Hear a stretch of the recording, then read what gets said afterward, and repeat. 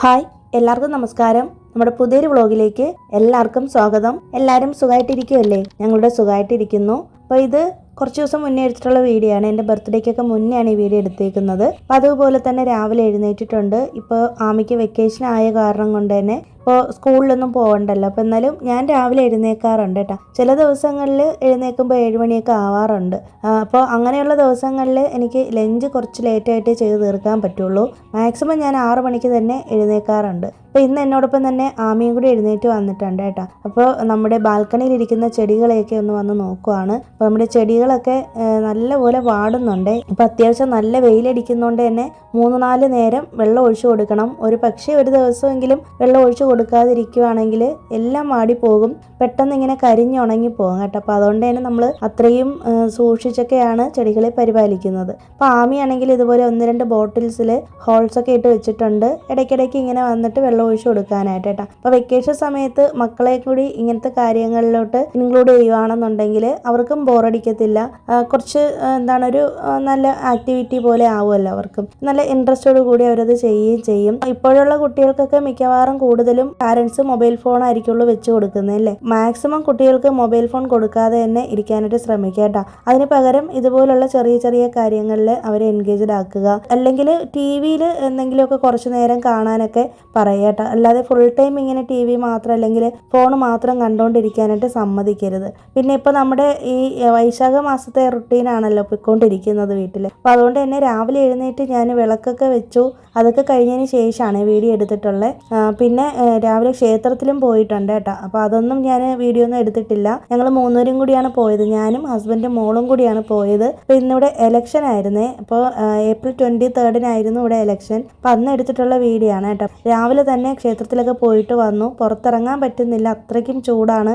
പിന്നെ ഞാൻ ചെന്നൈയിൽ വന്നിട്ടുള്ള എൻ്റെ ആദ്യത്തെ വോട്ടാണ് കേട്ടോ. അപ്പം ഞാനിവിടെ വന്നിട്ട് 10 വർഷം ആയെങ്കിലും എൻ്റെ റേഷൻ കാർഡും കാര്യങ്ങളും എല്ലാം ഇങ്ങോട്ട് മാറ്റിയിട്ട് പിന്നീട് വന്നിട്ടുള്ള ഫസ്റ്റ് ഇലക്ഷൻ ഇതാണ്. അപ്പോൾ അതുകൊണ്ട് തന്നെ നല്ല എക്സൈറ്റ്മെൻ്റ് ആയിരുന്നു കേട്ടോ എനിക്ക്. പിന്നെ ഞാൻ വന്നിട്ടാണ് പിന്നീട് ബാക്കിയുള്ള കിച്ചണിലെ ജോലികളൊക്കെ ചെയ്യുന്നത്. അപ്പോൾ ഇന്ന് ചോറും കറികളൊക്കെ വെക്കാനായിട്ട് കുറച്ച് ലേറ്റായി പോയി.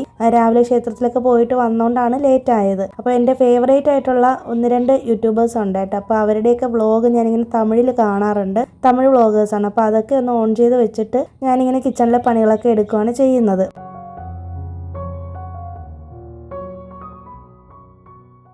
ചീരയൊക്കെ മേടിച്ച് വെച്ചിട്ടുണ്ട് കേട്ടോ. നമ്മളിപ്പോൾ വെജ് ആയതുകൊണ്ട് തന്നെ കുറേയധികം പുതിയ റെസിപ്പീസൊക്കെ ട്രൈ ചെയ്യാൻ പറ്റുന്നുണ്ട് കേട്ടോ. പിന്നെ ഞാൻ നിങ്ങളോട് കഴിഞ്ഞ ദിവസം പറഞ്ഞിരുന്നല്ലോ, നമ്മൾ വെജിലോട്ട് മാറിയതിന് ശേഷം കുറച്ച് എനിക്ക് കംഫർട്ടായിട്ട് തോന്നുന്നുണ്ട് ഇപ്പോഴത്തെ ഒരു രീതി. പിന്നെ അത് എന്തായാലും ഇങ്ങനെ തന്നെ കണ്ടിന്യൂ ചെയ്യത്തില്ല. 1 മാസം കഴിയുമ്പോൾ നമ്മൾ നോൺ വെജും കൂടെ റീസ്റ്റാർട്ട് ചെയ്യും കേട്ടോ. കാരണം നമ്മളിങ്ങനെ സഡനായിട്ട് അങ്ങനെ ഒരു ചേഞ്ച് കൊണ്ടുവന്നു കഴിഞ്ഞാൽ നമുക്കത് പിന്നീട് വലിയ ദോഷം ചെയ്യും. അപ്പോൾ അതുകൊണ്ട് തന്നെ ഈ ഒരു വൈശാഖ മാസത്തേക്ക് മാത്രമാണ് നമ്മളിങ്ങനെ പ്ലാൻ ചെയ്തേക്കുന്നത്. പിന്നെ ഞാനാണെങ്കിൽ കണി വെച്ച ആ ഒരു മാങ്ങ ഉണ്ടല്ലോ, അതെടുത്ത് ഇങ്ങനെ അരിയിലിട്ട് വെച്ചിരുന്നേ. അപ്പം നമുക്ക് മാങ്ങ ഇങ്ങനെ പഴുപ്പിച്ചെടുക്കണമെന്നുണ്ടെങ്കിൽ പച്ച മാങ്ങയാണെങ്കിൽ ഈ അരിക്കകത്ത് ഇങ്ങനെ ഇട്ട് വെച്ച് കഴിഞ്ഞാൽ ഒരു 2-3 ദിവസമൊക്കെ ഇരിക്കുമ്പോൾ തന്നെ ഇതൊന്ന് കളറ് മാറി പഴുക്കാനായിട്ട് തുടങ്ങും കേട്ടോ. അപ്പോൾ അത് ഞാൻ ഓൾറെഡി പഴുത്ത മാങ്ങയായിരുന്നു മേടിച്ചത്. ചെറുതായിട്ടൊന്ന് പഴുത്ത മാങ്ങയായിരുന്നു കേട്ടോ. ഇപ്പോഴത്തെ ചൂട് കാരണം കൊണ്ട് ഒരെണ്ണം അഴുകി പോയിട്ടുണ്ട്. ബാലൻസ് ഉള്ളത് എനിക്ക് കിട്ടിയിട്ടുണ്ട് കേട്ടോ. അപ്പോൾ അത് ഞാനിന്ന് മാമ്പഴ പുളിശ്ശേരി വെക്കാമെന്ന് കരുതി. അപ്പോൾ ഞാൻ എൻ്റെ വീഡിയോ കൂടി ഡീറ്റെയിൽഡ് ആയിട്ട് കാണിക്കാമേ. ഞാൻ ചെയ്യുന്ന രീതിയാണ്. അപ്പോൾ ഞാൻ ആദ്യം അതിൻ്റെ തൊലി ഒന്ന് കൈകൊണ്ട് പൊളിച്ചെടുക്കാൻ നോക്കിയപ്പോൾ പറ്റാത്തതുകൊണ്ട് ഞാൻ പിന്നെ അത് ചെത്തിയെടുക്കുകയാണ് ചെയ്തത്. അപ്പോൾ 4 മാങ്ങയാണ് നമുക്കിപ്പോൾ കയ്യിലുള്ളത്. അത് വെച്ചിട്ട് മാമ്പഴ പുളിശ്ശേരി ചെയ്യാം. ഒരെണ്ണം കേടായി പോയോണ്ട് അത് എടുത്തിട്ടില്ല കേട്ടോ. അപ്പോൾ നമ്മുടെ പുതിയ മൺചട്ടിയുടെ ഉദ്ഘാടനം കൂടിയാണിന്ന്. അപ്പോൾ അതേ മാങ്ങ ഇട്ടിട്ട് അതിനകത്ത് പച്ചമുളക് 2 ഇട്ട് കൊടുത്തിട്ടുണ്ട് കേട്ടോ. എരിവുള്ള പച്ചമുളക് ആയതുകൊണ്ടാണ് ഇത്ര ഇട്ടത്. കുറച്ച് മഞ്ഞൾപ്പൊടിയും ഉപ്പും കൂടി ഇട്ടിട്ട് അതൊന്ന് വേവിക്കാനായിട്ട് വെച്ചിട്ടുണ്ട്. പിന്നെ തൊട്ടടുത്തുള്ള അടുപ്പിൽ തന്നെ ഇന്ന് ഞാൻ മട്ട റൈസാണ് വെക്കുന്നത് കേട്ടോ. അപ്പോൾ ഞാൻ അങ്ങനെ എപ്പോഴും ഒന്നും ഇത് വെക്കാറില്ല. ചില ദിവസങ്ങളിൽ എനിക്കിങ്ങനെ നല്ല നാടൻ ഭക്ഷണം കഴിക്കാനായിട്ട് തോന്നും കേട്ടോ. എനിക്കും ഹസ്ബൻഡിനും അങ്ങനെയാണ്. അപ്പോൾ അങ്ങനെയുള്ള ദിവസങ്ങളിൽ ഞങ്ങളിങ്ങനെ മട്ട റൈസ് എടുത്ത് ചോറ് വെക്കാറുണ്ട്. ഞങ്ങളിങ്ങനെ ഒരു 2 കിലോയൊക്കെ ലൂസായിട്ട് ഇങ്ങനെ മേടിച്ച് വെച്ചേക്കാറുണ്ട്.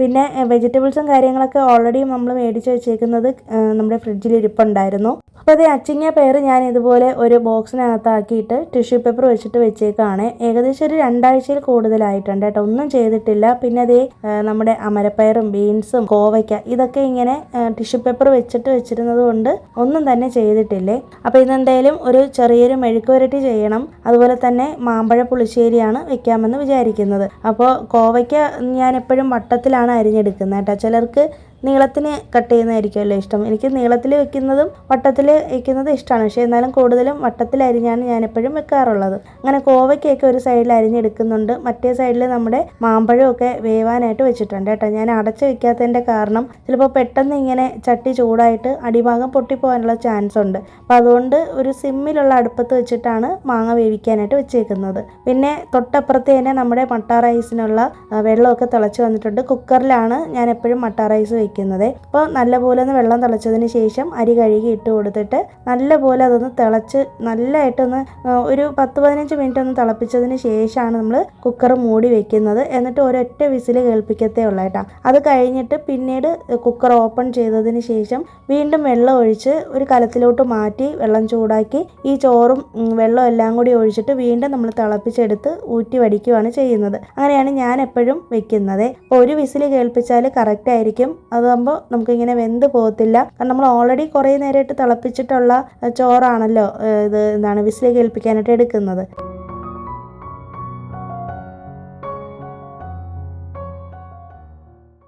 ഇതിനിടയിൽ തന്നെ മറ്റൊരടുപ്പത്ത് ഞാൻ വന്നിട്ട് ചട്ടി എടുത്ത് വെച്ചേക്കുന്നതിൻ്റെ കാരണം കോവയ്ക്ക മെഴുക്ക് പുരട്ടി വെക്കാൻ വേണ്ടിയിട്ടാണ് കേട്ടോ. പിന്നെ കുറച്ച് മുന്തിരി മേടിച്ചിട്ടുണ്ടായിരുന്നു. അപ്പോൾ ഇത് ഈ ചൂട് സമയത്ത് ഇത് കഴിക്കാൻ എനിക്ക് പറ്റത്തില്ല കേട്ടോ. പെട്ടെന്ന് തന്നെ കോൾഡ് വരും. പക്ഷേ എന്നാലും ഞാൻ കഴിച്ചിട്ടുണ്ട്. കാരണം ഈ മുന്തിരിയുടെ ടേസ്റ്റ് കൊണ്ട് കഴിച്ചതാണ് കേട്ടോ. നല്ല മധുരമുള്ള മുന്തിരിയായിരുന്നു. ഇത് സെപ്റ്റോയിൽ നിന്ന് മേടിച്ചിട്ടുള്ളതാണ്. അങ്ങനെ അതൊക്കെ എടുത്തൊന്ന് മഞ്ഞളും ഉപ്പുമൊക്കെ ഇട്ടൊന്ന് വെള്ളത്തിനകത്ത് വെച്ചിട്ടുണ്ട്. പിന്നെ നമ്മുടെ ചീരയൊക്കെ മേടിച്ചിട്ടുണ്ടായിരുന്നു. നമ്മൾ എപ്പോഴും ചീര ഇങ്ങനെ സ്റ്റോക്ക് ചെയ്ത് വെച്ചേക്കാം കേട്ടോ വീട്ടിൽ. അപ്പോൾ നമ്മൾ വെജ് കഴിച്ചാലും നോൺ വെജ് കഴിച്ചാലും അങ്ങനെ തന്നെയാണ്. ചീര എപ്പോഴും മസ്റ്റാണ്. നമുക്ക് വീട്ടിലത് വേണം. എന്തെങ്കിലും ഒരു ചീരയിലുള്ളൊരു റെസിപ്പി ഞാൻ എപ്പോഴും ചെയ്യാറുണ്ട്. അപ്പോൾ അങ്ങനെ ചീരയൊക്കെ ഒന്ന് കട്ട് ചെയ്തെടുത്ത് മാറ്റി വെച്ചിട്ടുണ്ട്. അതൊക്കെ ഇനി നല്ലപോലെ ഒന്ന് കഴുകി ക്ലീൻ ചെയ്ത് കട്ട് ചെയ്ത് നമുക്ക് ഫ്രിഡ്ജിലോട്ടേക്ക് മാറ്റി വെക്കണം കേട്ടോ. അപ്പോൾ അതൊക്കെ ഒരു സൈഡിലോട്ട് ഒതുക്കി വെക്കുകയാണ് ചെയ്യുന്നത്. ഇവിടെ ചെന്നൈയിൽ ഞാൻ പറഞ്ഞിട്ടുണ്ടല്ലോ, നമ്മുടെ മാർക്കറ്റിൽ പോയാൽ ഒരുപാട് നമുക്ക് വെറൈറ്റി ആയിട്ടുള്ള ചീരകൾ കിട്ടും കേട്ടോ.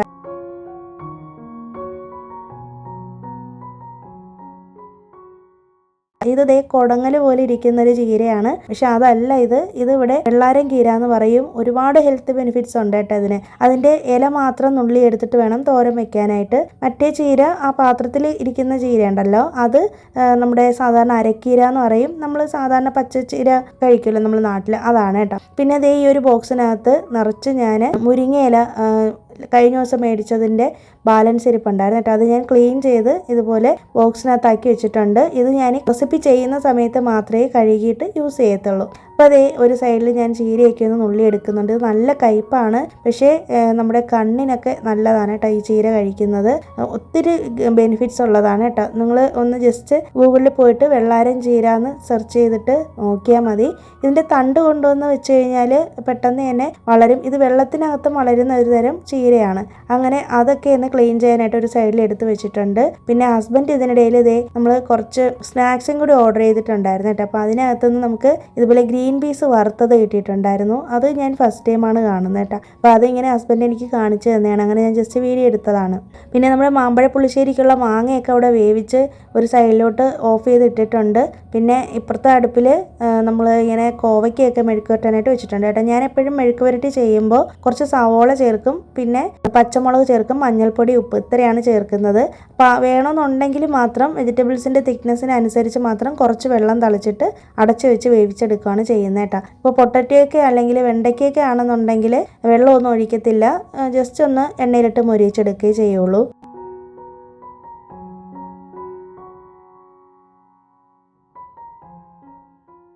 മാമ്പഴപ്പുളിശ്ശേരി ഉണ്ടാക്കാൻ വേണ്ടുന്ന തേങ്ങയൊക്കെ ഞാൻ ചിരകി എടുത്തിട്ടുണ്ട്. കുറച്ച് മഞ്ഞൾപ്പൊടിയും ഒരു 1/4 ടീസ്പൂണിൽ താഴെ മാത്രം ജീരകവും കൂടി ചേർത്തിട്ട് കുറച്ച് വെള്ളം ഒഴിച്ചിട്ട് നല്ല മഷി പോലെ അരച്ചെടുക്കണം. അപ്പോൾ ഇതിനകത്ത് ഞാനിപ്പോൾ പച്ചമുളക് ചേർക്കാത്തതിൻ്റെ കാരണം വേറൊന്നുമല്ല, ഓൾറെഡി നമ്മൾ മാങ്ങ വേവിക്കാൻ വേണ്ടിയിട്ട് അതിനകത്ത് പച്ചമുളക് ഇട്ടിട്ടുണ്ടായിരുന്നു കേട്ടോ. അപ്പോൾ നല്ല എരിവുള്ള പച്ചമുളക് ആയതുകൊണ്ടാണ് രണ്ടാമത് ഞാനത് ചേർക്കാത്തത് തേങ്ങയിൽ. അപ്പോൾ അതേ നമ്മൾ ഇതെല്ലാം ഒന്ന് അരച്ചെടുത്തിട്ടുണ്ട്. ഇപ്പോൾ മാങ്ങ സീസൺ ആയതുകൊണ്ട് മിക്കവാറും എല്ലാ വീടുകളിലും മാമ്പഴപ്പുളിശ്ശേരി കാണുമായിരിക്കും അല്ലേ. അപ്പോൾ നമുക്കിവിടെ നമ്മുടെ ഈ വീടിന് ചുറ്റും ഒരുപാട് മരങ്ങളും കാര്യങ്ങളൊക്കെ ഉണ്ടായിരുന്നു കേട്ടോ. പക്ഷേ പിന്നീടാണത് വെട്ടിക്കളയുകയൊക്കെ ചെയ്തത്. പാമ്പിൻ്റെയൊക്കെ ശല്യം ഒരുപാടുള്ളൊരു സ്ഥലമാണ് നമ്മൾ താമസിക്കുന്ന ഇടം. അപ്പോൾ അതുകൊണ്ട് തന്നെ അങ്ങനെ ഇപ്പോൾ മരങ്ങളും കാര്യങ്ങളൊന്നും ഇല്ല കേട്ടോ. നമ്മുടെ വീടിൻ്റെ ഫ്രണ്ടിലൊക്കെ ഒരുപാട് മാവ് മരമുണ്ട്. ഇവിടെ ചെന്നൈയിൽ മിക്ക വീടുകളിലും ഒരു തൈ മാവെങ്കിലും വെക്കാതിരിക്കത്തില്ല കേട്ടോ. നാട്ടിലത്തെ പോലെ തന്നെയാണ്. ഉള്ള സ്ഥലത്ത് സ്ഥലമുള്ള ആൾക്കാരാണെങ്കിൽ ഉറപ്പായിട്ടും ഒരു മാവ് വെച്ച് പിടിപ്പിക്കും. അപ്പോൾ അതേ നമ്മുടെ കാര്യം പറയുന്നതിനിടയിൽ നമ്മുടെ മാമ്പഴപ്പുളിശ്ശേരിക്കുള്ള അരപ്പൊക്കെ ഒന്ന് ചേർത്ത്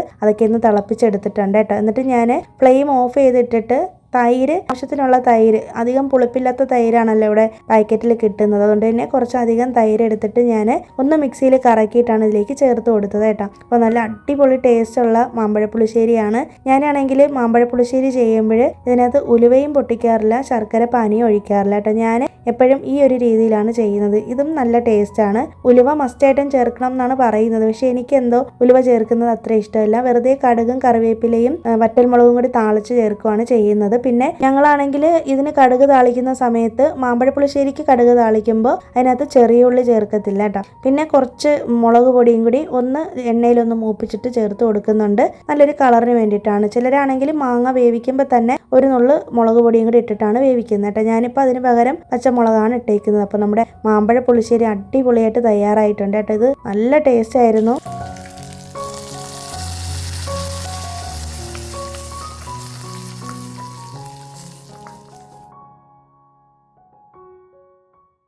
പുതിയ ചട്ടിയിലും കൂടി വെച്ചത് കൊണ്ടാണോ എന്ന് അറിയത്തില്ല, ഒരു പ്രത്യേക രുചിയായിരുന്നു കേട്ടോ. ആമി ഇതുവരെയും കഴിച്ചിട്ടില്ല, അവൾ ഫസ്റ്റ് ടൈമാണ് ഇത് കഴിക്കുന്നത്. അവൾക്കും ഒരുപാട് ഇഷ്ടപ്പെട്ടായിരുന്നു കേട്ടോ. നല്ല മധുരമുള്ള മാങ്ങയായിരുന്നു. തൈരാണെങ്കിലും ഒന്നും ഭയങ്കര പുളിപ്പും കാര്യങ്ങളൊന്നും ഇല്ലാത്തതുകൊണ്ട് തന്നെ നല്ല ടേസ്റ്റുള്ളൊരു മാമ്പഴപ്പുളിശ്ശേരി ആയിരുന്നു കേട്ടോ. അപ്പോൾ നമ്മുടെ ലഞ്ചിന് വേണ്ടുന്ന ബാക്കി കാര്യങ്ങളൊക്കെ ഇനി ചെയ്യണം. ഇനി നമുക്ക് ചീരത്തോരനും കൂടി വെച്ചാൽ മതി കേട്ടോ. അത് ജസ്റ്റ് ഒന്ന് ഉള്ളിയും ചീരയും കൂടിയൊക്കെ ഒന്ന് വഴറ്റിയെടുത്തതിന് ശേഷം കടുക് താളിച്ച് പൊട്ടിച്ച് തേങ്ങയും കൂടി ചിരകി അതിലോട്ട് ചേർക്കുകയാണ് ചെയ്യുന്നത്. അമ്മയ്ക്കിപ്പോൾ വെക്കേഷനാണ്, എന്നാലും ഹോളിഡേയ്സ് അസൈൻമെൻറ്റ് കൊടുത്തേക്കുവാണ് കേട്ടോ. അപ്പോൾ അതൊക്കെ അവൾക്ക് എഴുതണം. പിന്നെ ഞാനും കൂടി അവളെ ഹെൽപ്പ് ചെയ്ത് കൊടുത്താലേ പറ്റത്തുള്ളൂ. അപ്പോൾ അതൊക്കെ ഒരു സൈഡിൽ നടക്കും. അപ്പോൾ എല്ലാം കൊണ്ടും ബിസി തന്നെയാണ്. നമുക്ക് വീട്ടമ്മമാർക്ക് ഒരു തരത്തിലും ഒരു റെസ്റ്റ് കിട്ടില്ലല്ലോ. അപ്പോൾ അതുകൊണ്ട് തന്നെ എൻ്റെ കാര്യം അങ്ങനെയൊക്കെ തന്നെയാണ് കേട്ടോ. വീട്ടിലെ പണികളും കാര്യങ്ങളെല്ലാം കഴിഞ്ഞ് കഴിഞ്ഞാൽ പിന്നെ അടുത്ത് അവളുടെ അസൈൻമെൻറ്റ് മറ്റു കാര്യങ്ങളൊക്കെ ചെയ്യാനായിട്ട് അതിൻ്റെ പുറകെ പോകണം. അപ്പോൾ എല്ലാം കൂടി ചില ദിവസങ്ങളിൽ എനിക്ക് നല്ല ടെൻഷൻ കയറും. അങ്ങനത്തെ ദിവസങ്ങളിൽ ഞാൻ വീഡിയോ പോലും എടുക്കാനായിട്ട് നിൽക്കത്തില്ല. അപ്പോൾ നിങ്ങളുടെ വെക്കേഷനൊക്കെ എങ്ങനെയാണ്? യാത്രയൊക്കെ പോകുന്നവരാണോ നിങ്ങൾ? അതോ വീട്ടിൽ തന്നെ ഇരിപ്പാണോ? അതോ കുട്ടികളുമായിട്ട് ടൈം സ്പെൻഡ് ചെയ്യുന്നവരാണോ? എങ്ങനെയാണെന്നൊക്കെ ഒന്ന് കമൻറ്റ് ചെയ്തേക്ക് കേട്ടോ, മറക്കരുതേ. ഇന്നത്തെ നമ്മുടെ ടോപ്പിക്കിനെ കുറിച്ച് ഒന്ന് ജസ്റ്റ് പറയാം. സമാധാനമുള്ള ജീവിതത്തിന് വേണ്ടുന്ന 3 കാര്യങ്ങളെ കുറിച്ചാണ് ഇന്ന് പറയാൻ പോകുന്നത് കേട്ടോ. അപ്പോൾ അതിൽ ഏറ്റവും മെയിനായിട്ടുള്ളൊരു കാര്യം എന്ന് പറയുന്നത് പ്രാക്ടീസ് ഗ്രാറ്റിറ്റ്യൂഡ് എന്നുള്ളതാണ്. അതായത് നമുക്ക് ഉള്ള കാര്യങ്ങളിൽ നന്ദി പറയുക എന്നുള്ളത്. നമ്മൾക്ക് പലർക്കും ബുദ്ധിമുട്ടുള്ളൊരു കാര്യമാണല്ലേ, നമുക്ക് എന്തൊക്കെ ഉണ്ട് എന്നുള്ള കാര്യങ്ങൾ, അനുഗ്രഹങ്ങളിൽ നന്ദി പറയുക എന്നുള്ളത്. എന്നാൽ നമുക്ക് ഇല്ലാത്ത കാര്യങ്ങളെക്കുറിച്ച് ഓർത്ത് നമ്മൾ വിഷമിക്കുകയും ചെയ്യും. അങ്ങനെ വരുമ്പോൾ നമുക്ക് സമാധാനം പോകും. പ്രത്യേകിച്ച് സ്ത്രീകൾക്കാണ് ഇങ്ങനെ ഒരു പ്രശ്നം വരുന്നത് അല്ലേ. പ്രത്യേകിച്ച് മറ്റുള്ളവരുടെ ലൈഫ് സ്റ്റൈൽ, ഇപ്പോൾ സോഷ്യൽ മീഡിയ സജീവമായതോടുകൂടി മറ്റുള്ളവരുടെ ലൈഫ് സ്റ്റൈലും കാര്യങ്ങളൊക്കെ കണ്ടു കഴിഞ്ഞിട്ട് നമുക്കൊന്നുമില്ല, അല്ലെങ്കിൽ മറ്റുള്ളവർക്കൊക്കെ എല്ലാം ഉണ്ട് എന്ന് വിചാരിച്ച് ടെൻഷൻ അടിച്ച് ഉള്ള സമാധാനം കളയുന്നവരായിരിക്കും. അപ്പോൾ അങ്ങനെ മറ്റുള്ളവരുടെ ലൈഫ് നോക്കി കമ്പയർ ചെയ്ത് നടക്കാതെ നമ്മുടെ ലൈഫിൽ എന്തൊക്കെ അനുഗ്രഹങ്ങളാണ് തന്നിട്ടുള്ളത്, നമുക്ക് എന്തൊക്കെയാണ് ജീവിതത്തിൽ സന്തോഷിക്കാനായിട്ട് ഈശ്വരൻ തന്നേക്കുന്ന കാര്യങ്ങളെന്നുള്ളത് ഒന്ന് കണ്ടുപിടിക്കട്ടെ. അതിൽ ഏറ്റവും ബേസിക് ആയിട്ടുള്ളൊരു കാര്യം എന്ന് പറയുന്നത് നല്ല ആരോഗ്യം. നമുക്ക് വേറെ അസുഖങ്ങളും കാര്യങ്ങളൊന്നും ഇല്ലാന്നുണ്ടെങ്കിൽ നമ്മളെക്കാളും വലിയൊരു ധനികരില്ല. അതുപോലെ തന്നെ കയറി കിടക്കാനൊരു വീട്, അതുപോലെ തന്നെ 3 നേരം കഴിക്കാൻ ഭക്ഷണം, ഇതൊക്കെ ഉണ്ടെങ്കിൽ തന്നെ സമാധാനമുള്ള ജീവിതം കിട്ടിയെന്ന് തന്നെയാണ് കേട്ടോ അർത്ഥം. ഞാനിങ്ങനെയൊക്കെയാണ് ചിന്തിക്കുന്നത്. പിന്നെ ഒരു കാര്യം എന്ന് പറയുന്നത്, നമ്മൾ സ്ത്രീകൾക്ക് ഏറ്റവും ബുദ്ധിമുട്ടുള്ളൊരു കാര്യമാണ് മറ്റുള്ളവരുമായിട്ട് ബൗണ്ടറീസ് സെറ്റ് ചെയ്യുക എന്നുള്ളത്. നമുക്ക് പലർക്കും പല കാര്യങ്ങളോടും നോ പറയാനായിട്ട് വലിയ ബുദ്ധിമുട്ടാണല്ലേ. ഞാനും അങ്ങനെയൊക്കെ ഉള്ള ഒരാൾ തന്നെയായിരുന്നു കേട്ടോ. എനിക്കും ഒരാളോട് എനിക്ക് നോ പറയാനായിട്ട് പറ്റാത്ത ഒരാളായിരുന്നു. പക്ഷെ ഞാൻ എപ്പോഴാണോ അത് പ്രാക്ടീസ് ചെയ്ത് തുടങ്ങിയത് അപ്പോൾ തൊട്ട് എൻ്റെ ജീവിതം മാറി എന്ന് വേണമെങ്കിൽ പറയാം. അതായത് നമ്മുടെ ഫാമിലി ഇഷ്യൂസും നമ്മുടെ വീട്ടിലെ കാര്യങ്ങളൊന്നും ഒരു പരിധിക്കപ്പുറം ആരുമായിട്ട് ഷെയർ ചെയ്യാനായിട്ട് പോകരുത് കേട്ടോ. അതുപോലെ തന്നെ മറ്റുള്ളവർക്കൊക്കെ നമ്മളെക്കുറിച്ച് നമ്മുടെ ജീവിതത്തിലെ മോശം കാര്യങ്ങൾ അറിയാനും അല്ലെങ്കിൽ നമുക്ക് എന്തെങ്കിലും ഒരു തകർച്ച ഉണ്ടെങ്കിൽ അത് കേൾക്കാനും കാണാനും ഒക്കെയാണ് മറ്റുള്ളവർക്ക് ഇഷ്ടം. ആരും തന്നെ നമ്മൾ ആത്മാർത്ഥമായിട്ട് അങ്ങനെ സ്നേഹിക്കുന്നവരല്ല ഈ ഭൂമിയിലുള്ളതല്ലേ. എനിക്ക് അങ്ങനെയൊക്കെ ഫീൽ ചെയ്തിട്ടുണ്ട് കേട്ടോ. പക്ഷെ നമ്മുടെ കൂടെ നിന്നിട്ട് നമ്മുടെ ജീവിതത്തിലുണ്ടായ പല തകർച്ചകളും കണ്ട് കേട്ട് അറിഞ്ഞതിന് ശേഷം നമുക്ക് ഇട്ട് തന്നെ പണിയുന്ന ആൾക്കാരാണ് നമുക്ക് ചുറ്റുമുള്ളത്. അപ്പം അതുകൊണ്ട് തന്നെ ആളുകളോട് എന്ത് പറയണം എന്ത് പറയണ്ട എങ്ങനെ സംസാരിക്കണം എന്നൊക്കെ ഉള്ളത് നമ്മൾ തീരുമാനിക്കുക. ഒരു ബൗണ്ടറി കീപ്പ് ചെയ്ത് തന്നെ പോവുക. ഫാമിലി ഇഷ്യൂസ് ഒരിക്കലും മറ്റുള്ളവരുമായിട്ട് ഷെയർ ചെയ്യാൻ പോകരുത്. എസ്പെഷ്യലി ഹസ്ബൻഡും വൈഫും തമ്മിലുള്ള കാര്യങ്ങൾ. നമ്മുടെ കുടുംബജീവിതത്തിൽ പല പ്രശ്നങ്ങളും ഉണ്ടാവില്ലേ. ഒരു ദാമ്പത്യ ജീവിതം ആകുമ്പോൾ ഹസ്ബൻഡും വൈഫും മക്കളും തമ്മിൽ പല പ്രശ്നങ്ങളും ഉണ്ടാകും. അതൊരിക്കലും മൂന്നാമതൊരാളുമായിട്ട് ഡിസ്കസ് ചെയ്യരുത്. നമുക്ക് ചിലപ്പോൾ പെട്ടെന്നുള്ള ദേഷ്യം കൊണ്ടോ അല്ലെങ്കിൽ പെട്ടെന്നുള്ള സങ്കടം കൊണ്ടോ ഒക്കെ നമ്മൾ പോയിട്ട് മറ്റുള്ളവരോട് പറയുമല്ലോ, ഒരു തേർഡ് പാർട്ടിയോട് പറയും. പക്ഷേ നിങ്ങൾ ആ സമയത്തൊന്ന് കാമായിട്ടിരുന്ന് സൈലൻ്റായിട്ട് ഇരുന്നിട്ട് നിങ്ങൾ സ്വയം ചിന്തിക്കുക ഇതിനുള്ള സൊല്യൂഷൻ എന്താണെന്നുള്ളത്. ഒരിക്കലും മറ്റുള്ളവരോട് പറഞ്ഞ് അതിനുള്ള സൊല്യൂഷൻ കണ്ടുപിടിക്കാനായിട്ട് നോക്കരുത് കേട്ടോ. അങ്ങനെയൊക്കെ വരുമ്പോഴാണ് നമ്മുടെ കുടുംബജീവിതത്തിലെ സമാധാനം തകരുന്നത്. അതുപോലെ തന്നെ എപ്പോഴും നമ്മൾ സിമ്പിളായിട്ട് ജീവിക്കാനായിട്ട് ശ്രമിക്കുക കേട്ടോ. ഒരിക്കലും നമ്മളിങ്ങനെ ആശുഭൂഷായിട്ട് അല്ലെങ്കിൽ വരവിനേക്കാൾ അധികമായിട്ടുള്ള ചിലവോട് കൂടി ജീവിക്കാനായിട്ട് ശ്രമിക്കരുത്. ഇതൊക്കെ എനിക്ക് എൻ്റെ അച്ഛൻ പണ്ട് പറഞ്ഞു തന്നിട്ടുള്ളൊരു കാര്യമാണ്. നമുക്ക് എത്രയാണോ വരുമാനം അതിനനുസരിച്ച് ജീവിക്കുക. ഒരിക്കലും മറ്റുള്ളവരെ കണ്ടിട്ട് നമ്മൾ അങ്ങനെ ആവാൻ ശ്രമിക്കരുത്. അങ്ങനെ ആവാൻ ശ്രമിക്കുമ്പോഴാണ് സാമ്പത്തികമായിട്ട് നമുക്ക് ഒരുപാട് പ്രശ്നങ്ങളും കടബാധ്യതകളും ആവശ്യമില്ലാത്ത പ്രശ്നങ്ങളും കുടുംബ വഴക്കും അങ്ങനത്തെ കാര്യങ്ങളൊക്കെ ഉണ്ടാവുന്നത്. അപ്പം അതുകൊണ്ട് തന്നെ നമുക്ക് എന്താണോ ഉള്ളത് അതിൽ നമ്മൾ തൃപ്തരായിട്ടിരിക്കുക. അതുപോലെ തന്നെ നമുക്ക് വരുമാനം വരുന്നതിനനുസരിച്ച് നമ്മൾ ഓരോ കാര്യങ്ങളും പടിപടിയായിട്ട് ചെയ്യുക. ഒരിക്കലും നമ്മൾ വന്ന വഴി മറക്കരുതെന്ന് പറയും. അതായത് നമ്മൾ കഷ്ടപ്പെട്ട് ബുദ്ധിമുട്ടിയായിരിക്കുമല്ലേ ഓരോ കാര്യങ്ങളും ചെയ്യുന്നതും വാങ്ങിക്കുകയൊക്കെ ചെയ്യുന്നത്. അപ്പം അതുകൊണ്ട് തന്നെ അതിനൊക്കെ നമ്മൾ വാല്യൂ കൊടുക്കുക. പിന്നെ ഞാൻ എപ്പോഴും പറയുന്നൊരു കാര്യമാണ്, നമ്മുടെ വീടെന്ന് പറയുന്നത് നമ്മുടെ സ്വർഗ്ഗമാണല്ലേ. അപ്പം നമ്മൾ വീട്ടമ്മമാർ തന്നെയാണ് വീട്ടിൽ സമാധാനം കണ്ടുപിടിക്കേണ്ടത്. നമ്മുടെ ഓരോ പ്രവൃത്തിയും അനുസരിച്ചിരിക്കും മറ്റുള്ളവർ നമ്മളെ ട്രീറ്റ് ചെയ്യുന്നതും. അപ്പോൾ സമാധാനമുള്ള അന്തരീക്ഷം കണ്ടുപിടിക്കേണ്ടത് നമ്മളെ വീട്ടമ്മമാരാണ്. വെറുതെ നമ്മുടെ വീട്ടിൽ സമാധാനം ഉണ്ടാവില്ല കേട്ടോ. ഒരുപാട് ക്ഷമിക്കേണ്ടി വരും. പല കാര്യങ്ങളും കണ്ടില്ല കേട്ടില്ല എന്ന് വിചാരിക്കേണ്ടി വരും. പല കാര്യങ്ങളും നമ്മൾ റിയാക്ട് ചെയ്യാതെ ഇരിക്കേണ്ടി വരും. എല്ലാത്തിനും നമ്മൾ എടുത്തു ചാടി റിയാക്ട് ചെയ്യാനും അല്ലെങ്കിൽ മറുപടി പറയാനും ഒന്നും പോകരുത്. എൻ്റെ ജീവിതത്തിൽ പതിയെ പതിയെ ഞാൻ കൊണ്ടുവന്ന് മാറ്റിയെടുത്ത കാര്യമാണ്. പലരും എൻ്റെ വീഡിയോയിൽ കമൻ്റ് ഇടാറുണ്ട്, ഇത്രയും നല്ല സമാധാനമുള്ള ജീവിതം കിട്ടിയത് കൊണ്ടാണ് ഞാൻ ഇത്രയും ഹാപ്പി ആയിട്ട് ഇരിക്കുന്നതെന്ന്. ഈ സമാധാനം ഞാനായിട്ട് ഉണ്ടാക്കിയെടുത്തതാണ് കേട്ടോ. എൻ്റെ ജീവിതത്തിലും ഒരു അടുക്കും ചിട്ടയും ഇല്ലാതെ അല്ലെങ്കിൽ സമാധാനമില്ലാതെ എപ്പോഴും ദേഷ്യവും വാശിയും മറ്റുള്ളവരോടൊക്കെ എനിക്ക് വെറുപ്പും ഒക്കെ ഉള്ള ഒരാൾ തന്നെയായിരുന്നു കേട്ടോ. ചുറ്റുമുള്ള ആളുകൾ നെഗറ്റീവ് ആണെന്ന് കണ്ടുപിടിക്കാൻ പോലും ഞാൻ ഒത്തിരി സമയം എടുത്തു. ഞാൻ എൻ്റെ ലൈഫിൽ എന്നെക്കാളും ഇമ്പോർട്ടൻസ് കൊടുത്ത് അല്ലെങ്കിൽ എൻ്റെ ഹസ്ബൻഡിനെ മോളെക്കാളും ഇമ്പോർട്ടൻസ് മറ്റുള്ളവർക്ക് കൊടുത്ത് ഒത്തിരി പണി മേടിച്ച് കൂട്ടിയ ഒരാളാണ്. അവസാനം നമ്മൾ എന്തൊക്കെ ചെയ്തു കഴിഞ്ഞാലും ഒരു നന്ദി വാക്ക് പോലും പറയാതെ അല്ലെങ്കിൽ നമുക്ക് വേദന മാത്രം തരുന്ന മനുഷ്യരാണ് നമുക്ക് ചുറ്റുമുള്ളതെന്ന് തിരിച്ചറിഞ്ഞ് അതിൽ നിന്നും ഒന്ന് റിക്കവറായി ഇതല്ല ഇങ്ങനെയല്ല ജീവിക്കേണ്ടത്, മറ്റുള്ളവർക്ക് വേണ്ടിയല്ല നമ്മൾ ജീവിക്കേണ്ടത്, നമുക്ക് വേണ്ടി നമ്മൾ ജീവിക്കണമെന്ന് ഞാൻ എപ്പോഴാണോ മനസ്സിലാക്കി തുടങ്ങിയത് അപ്പോൾ മുതലാണ് എനിക്ക് സമാധാനം കിട്ടിയത്. എങ്ങനെ ഒരുപാട് ബഹളം വെച്ച് റിയാക്ട് ചെയ്യാനൊന്നും എനിക്ക് പറ്റത്തില്ല, അങ്ങനെയുള്ള ഒരാളുമല്ല. പക്ഷേ അങ്ങനെയുള്ള എനിക്ക് പോലും ചില സിറ്റുവേഷനിൽ പൊട്ടിത്തെറിക്കേണ്ടി വന്നിട്ടുണ്ട്. അപ്പം അതുകൊണ്ട് തന്നെ ജീവിതത്തിൽ പല സമയങ്ങളിലും സമാധാനം നഷ്ടപ്പെട്ടിട്ടുണ്ട്. അപ്പം അതൊക്കെ വളരെ തെറ്റാണെന്നും മോശമാണെന്നും എപ്പോഴാണോ ഞാൻ തിരിച്ചറിഞ്ഞത്, അങ്ങനെ തിരിച്ചറിഞ്ഞതിന് ശേഷം ഞാൻ എൻ്റെ സാഹചര്യങ്ങളെ ഒഴിവാക്കുകയാണ് ചെയ്തത്. അത്തരം മനുഷ്യരിൽ നിന്ന് ഞാൻ നല്ലപോലെ അകലം പാലിക്കുകയും ഞാൻ എൻ്റെ കാര്യങ്ങളിൽ മാത്രം കോൺസെൻട്രേറ്റ് ചെയ്യുകയും ചെയ്തപ്പോഴാണ് കേട്ടോ എനിക്ക് ജീവിതത്തിൽ സമാധാനം ഉണ്ടായത്. ഇതെൻ്റെ ലൈഫിൽ ഞാൻ പ്രാക്ടീസ് ചെയ്ത് ഞാൻ സക്സസ് ആയിട്ടുള്ള കാര്യമാണ് നിങ്ങളുമായിട്ട് ഷെയർ ചെയ്യുന്നത് കേട്ടോ. അല്ലാതെ ജീവിതത്തിൽ ഞാൻ ചെയ്യാത്ത ഒരു കാര്യങ്ങളും വീഡിയോയിൽ അങ്ങനെ ഷെയർ ചെയ്യാറില്ല. നമുക്ക് ഇഷ്ടമില്ലാത്ത ആളുകളിൽ നിന്ന് നമ്മൾ അകലം പാലിക്കുമ്പോൾ ഒരുപക്ഷെ നമ്മൾ ഒറ്റപ്പെട്ടു പോയേക്കാം. നമുക്ക് ചുറ്റും ആരുമില്ലാത്തൊരവസ്ഥയായിരിക്കാം. എന്നാലും സാരമില്ല, നമുക്ക് മനസമാധാനം വേണമെങ്കിൽ അത്തരം ആളുകളിൽ നിന്ന് അകലം പാലിക്കുക തന്നെ വേണം കേട്ടോ. ഞാൻ അങ്ങനെ പ്രാക്ടീസ് ചെയ്ത് തുടങ്ങിയതിന് ശേഷം ഞാൻ ഒറ്റപ്പെട്ടതുപോലെ എനിക്ക് തോന്നിയെങ്കിലും പിന്നീട് ആ ഒറ്റപ്പെടലൊക്കെ എൻ്റെ നല്ലതിനാണെന്നാണ് എനിക്ക് പിന്നീട് മനസ്സിലായത്. പിന്നെ ഇതിനെക്കുറിച്ചുള്ള നിങ്ങളുടെ അഭിപ്രായങ്ങൾ ഉറപ്പായിട്ടും നമ്മുടെ കമൻറ്റ് ബോക്സിൽ അറിയിക്കട്ടോ, മറക്കരുതേ. ഇതിനിടയിൽ തന്നെ നമ്മൾ നമ്മൾ ഭക്ഷണമൊക്കെ കഴിച്ചിട്ടുണ്ട്. വീടൊക്കെ ഒന്ന് ജസ്റ്റ് ഒന്ന് ഒതുക്കിയൊക്കെ ഇട്ടിട്ടുണ്ട് കേട്ടോ. ഇപ്പോൾ പഴയതുപോലെ ഡീപ്പ് ക്ലീനിങ്ങും ഒന്നും നടക്കുന്നില്ല. അങ്ങനെ നമ്മൾ കാര്യങ്ങളൊക്കെ സംസാരിക്കുന്നതിനിടയിൽ തന്നെ ഭക്ഷണമൊക്കെ തയ്യാറാക്കിയിട്ടുണ്ട് കേട്ടോ. ഇനി ലഞ്ചെല്ലാം കഴിക്കണം. ലഞ്ചൊക്കെ കഴിച്ചതിന് ശേഷം ഇപ്പോൾ വൈകുന്നേരം ആകുമ്പോഴേക്കും ടെറസിൻ്റെ മേലെ വന്നിരിക്കുന്നതാണ് പതിവ്. അപ്പോൾ ഇവിടെ വന്നിരുന്നാൽ നല്ല കാറ്റ് കിട്ടാറുണ്ട്. അപ്പോൾ ഞാനും ഹസ്ബൻഡും മോളും കൂടി കുറേ നേരം ഇവിടെ വന്നിരിപ്പുണ്ട് കേട്ടോ.